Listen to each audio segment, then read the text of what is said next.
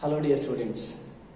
As we already discussed about epithelial tissues and connective tissues, in this class I would like to give information about muscle tissue and neural tissue, nervous tissue. First we will go for muscle tissue. The tissue which is made up of elongated cells called muscle fibers. The movement of these muscle fibers are responsible for movement of the body organs. The muscle cells, muscle fibers contains a specialized protein called contractile protein. The contraction relaxation of this contractile protein causes the movement. As we know, study about cell is called cytology, study about tissue is called histology. In the same way, study about muscle is called myology. Where do we find muscle tissues? The muscle tissues are commonly found in the hands, legs, even some amount of muscle tissue is present in the blood vessels. Even the heart of the body also made up of a specialized muscles called cardiac muscles, which are responsible for pumping of the blood. Let me give some nomenclature which is related to the muscular tissue. As we know, different parts of the cells such as plasma membrane, cytoplasm, endoplasmic reticulum, mitochondria, everything.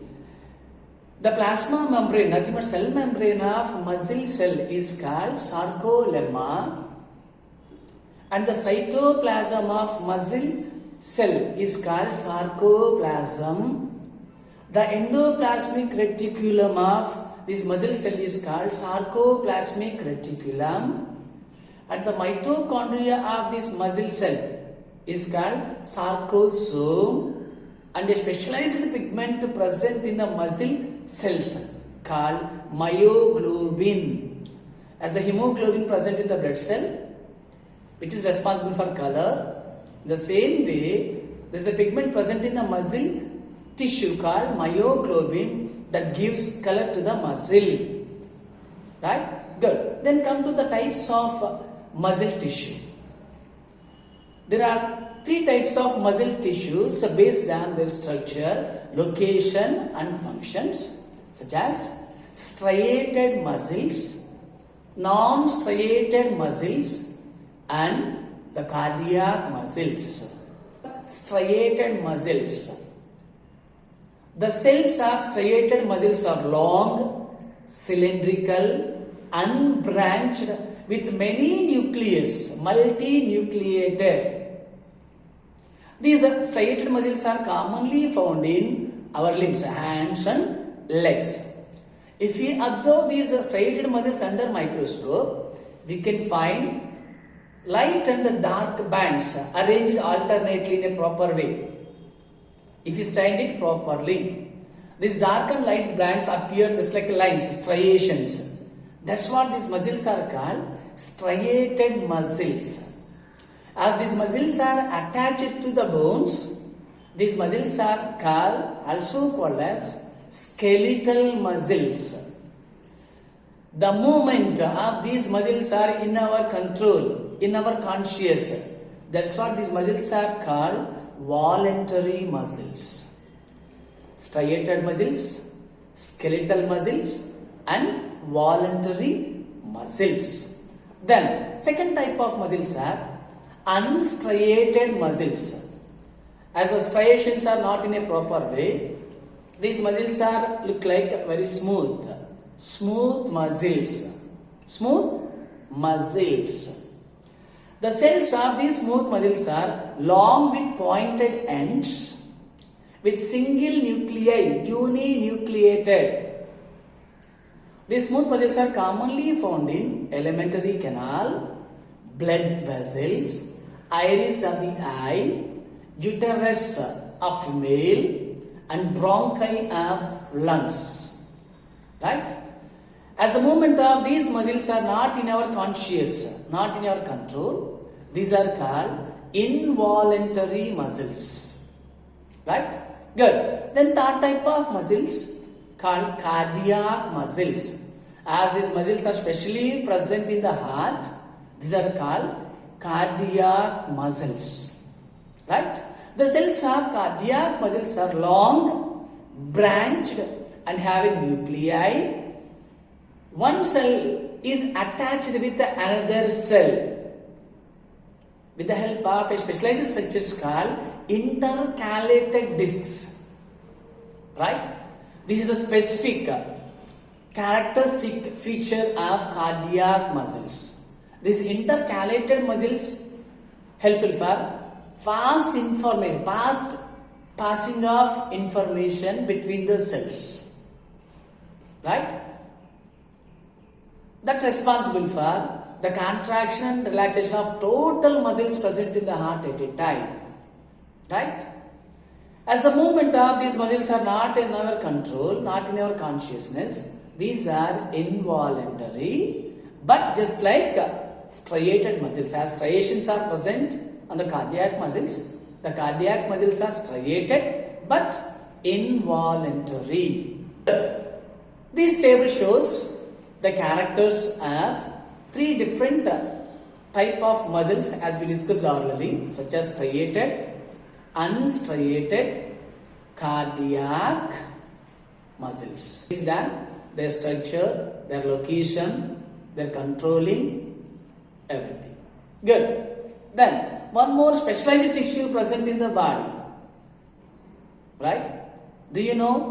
All the cells of our body can respond towards the stimuli. They have ability to respond towards stimuli. But some cells present in our body are specialized cells that are being stimulated and transmit that stimulation from one part of the body to another part. The cells are called nerve cells, neurons, neural tissue, which is commonly present in the brain and spinal cord.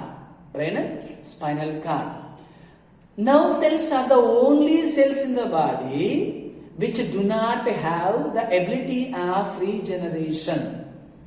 The neurons do not have regeneration capacity. Right? Good. Fine. Now we'll go for the structure of nerve cell. The structural functional unit of nervous system. There are three main parts seen in nerve cell, such as cell body, axon and dendrites. Cell body, axon and dendrite. If you see the cell body, it is the main part of nerve cell with the nucleus and cytoplasm. The cytoplasm of the nerve cell, the cytoplasm of the cell body of nerve cell have a specialized structures called Nissl granules, which are made up of proteins, ribosomes, group of ribosomes. This is the specific character of cell body of nerve cell. Good. Then come to second part of nerve cell, that is axon. Actually, each neuron have a single axon. It is a long unbranched structure from cell body which is covered by a sheet called myelin sheet, which is made up of a lipid. Myelin sheet. There are some gaps present in the myelin sheet called nodes of Ranvier nodes. The axon and with the fibers called nerve terminals or axon terminals. Good. Then third part of nerve cell, dendrites. Dendrites are many in number, very short and branched structures. The main function of dendrite is carry the information from other neuron to cell body. The length of nerve cell may be around 1 meter length, 1 meter long. Many neurons combine together with a connective sheet that forms a nerve fiber. Right? Good. The main function of this nerve cell is carrying the information related to stimuli in the form of nerve impulse, electrical impulse called nerve impulse. These nerves carry that nerve impulse from one part of the body to another part. The functional combination between nerve and muscle tissue is the fundamental character of most of the animals.